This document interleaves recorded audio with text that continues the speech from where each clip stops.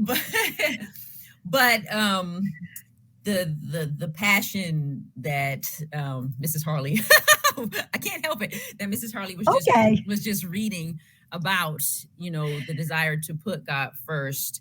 Um, like I said, I got a really strong, firm hold of that while I was working with the AD Players, the Christian Mm, company in Houston, Texas. Right, that's where I got the firm hold. But that's not where it mm, started. So I right. grew up as a Christian, so I had Mm, those core values, right? right. But when I was in middle school, not middle school, high school, I was 14 years old, ninth grade, and we took a world history class. And so this is at the point where I'm starting to learn more and more about the different world religions. Right. And so I'm questioning now, like, my faith, like, what makes Jesus so much better than all the other, Hmm.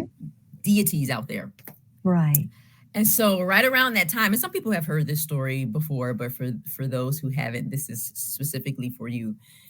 Around that time when I was questioning whether or not he was real, and I was feeling really like self-righteous, like, who are you? Who are you to think that you're so right? I kid you not, like really weird things started happening in my house, Mrs. Harley. Oh, So the first night, the first thing that happened was I woke up in the middle of the night and my door was closing itself. So I slept with my door closed growing up, but I woke up and the door was closing itself. So I'm thinking, okay, a family member must have come to the door and now they're trying right. to sneak out because I woke up. So I'm calling everybody's name in the house. Nobody's answering me. Okay, fine, whatever. I go back to sleep. So I wake up the next morning and I'm like, who was trying to come in my room last night? Everybody's like, that wasn't me. Like everybody in the house, no, no, it wasn't me. I'm like, okay, that's interesting. Well, it happens Oh, again, and then it happens again. And so now I'm like, this is you're really really, strange. So yeah. so then I Woo. started sleeping with the door locked, and it's one of those locks where you just kind of turn that little middle part so you can see it, like you Uh-huh. can unlock it and that kind of thing. And Right. so I would wake up and then the door would be unlocking itself. And like nobody has the key to my room. So nobody's using a key to just like unlock it in the middle of the night. So now I'm like, okay, this is super freaky. Um, Ooh. and this is all like happened. Like I'm seeing this with my eyes. And I'm Uh-huh. also at the same time starting to have nightmares. And it's those Oh, nightmares where you wake up, and I know a lot of people experience them. There's a scientific term for it. I should have looked it up because I looked it up at one point, but where your mind is awake but your body is not. And so I would wake up and see, this is in the dream though, I would see like demons, like little black things at the foot of my bed. uh-huh. And so I would want to like scream or do something, but I was like stuck in position and I just couldn't do anything, couldn't talk. I'm just like Right. kind of stuck there, right? Oh my goodness. um so I know. So it Oh, was like really, Sharonne. it was freaky. And Yeah. so at this point, my mom and dad, my stepdad, but I call him my dad too. So my Hmm. mom and dad, they call people over for prayer. Of course they're praying, but then they call people over from the church to come over and pray. So people are Right. praying, about all that's going on. It does not stop. It just Oh gets worse. my. Yeah. And so like so now with my not the nightmares, but now still with my eyes, I already have the door thing going on. Like my fan, I had a ceiling fan. I would Uh-huh. wake up to see like the ceiling fan like stopping itself. It was like I would What? always wake up to see something Yeah. weird. Right. Right. Why is the fan Oh, turning mercy. on and off by itself? Right? And all of this was So happening just at night when yeah, you were sleeping? every time, Okay. yeah, I was losing all kinds of sleep. And Mm. so one night, and my sister, she had moved out at this point. So I went to go sleep in her room. Yeah. And just, I'm like, my room is just haunted. I can't sleep in here. I'm leaving. And so I slept in her room and I had the TV on to TBN, which had become a habit. It wasn't really helping, but, Yeah.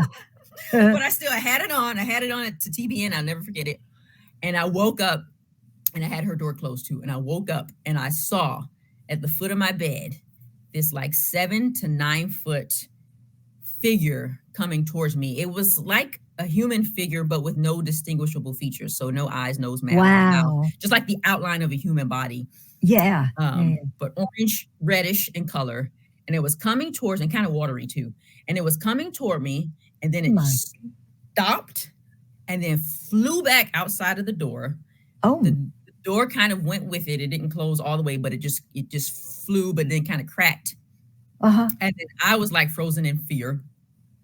And then after a few seconds, I had finally, enough courage to say, "In the name of Jesus."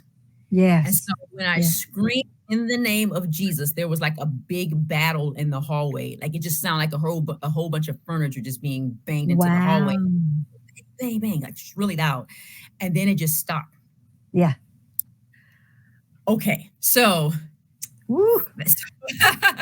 so fast forward. So after that, I started noticing nothing else was happening in my house. Like no more of the door opening, no more of the ceiling fan.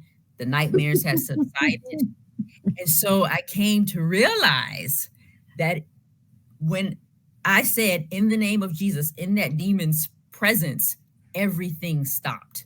Yeah. So that let me know that the name of Jesus has power. Power. So, Mm. so it solidified my faith. So I'm like, How about that? all these other religions, I Yeah. mean, like, No more I doubt. know that the name of Jesus has power. And so Right. that solidified my faith. And so all Woo. that to say, Yes. all that to say, that is why I do what I do. For those who, still struggle with your faith, I get it. And even now, I'll just be honest, Mrs. Harley, like even now, like something might happen and my brain might be like, "God, where are you? Are you really there?" And then I'll click back to that experience. And it's like, Yeah. no, you remember what happened. You remember what you saw. And then there's some other things that have happened in my life. Right. I can flip back to Yeah. those experiences too. Yep. But I would encourage anybody who is struggling to just ask God to show you, just, you know, seek and you shall find, just like he said. Mhm. So just ask Mhm. him. He'll show you. He'll prove himself to you. And then you'll always be able to reflect back and know that he is who he said he Right. is.